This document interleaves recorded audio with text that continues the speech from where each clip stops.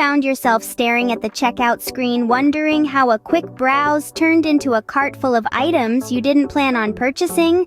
It's a common scenario, and it's called impulse buying. Impulse buying, the act of making unplanned purchases, can lead to financial strain and clutter. But don't worry, there are practical strategies to help resist this temptation.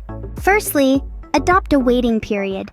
Instead of clicking buy now, take a moment, a few hours, or even a day to reflect on whether you truly need the item. Often, the desire to purchase will fade, saving your wallet in the process. Secondly, make a shopping list before you start browsing. This simple action can provide a clear direction and prevent you from straying into the land of unnecessary purchases. Thirdly, consider your budget. Ask yourself, is this purchase within my budget? If the answer is no, it's best to leave the item and move on. Fourthly, be aware of marketing tricks.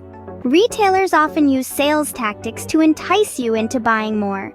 Flashy sales, limited time offers, and free shipping for a certain amount spent are common strategies. Don't fall for them. Stick to your list and your budget. Finally, unfollow or unsubscribe from retail newsletters and social media pages. Out of sight, out of mind, it's much easier to resist temptation when you're not constantly bombarded with product promotions.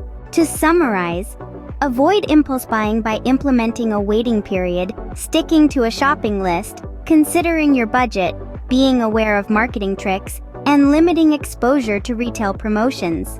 Remember, every penny saved is a penny earned. So, next time you find yourself on the verge of an impulse buy, take a step back and think it through. Your future self will thank you. And that's it for today. Don't forget to come back for more financial insights and tips. Like subscribe and turn on notifications. Thanks for watching.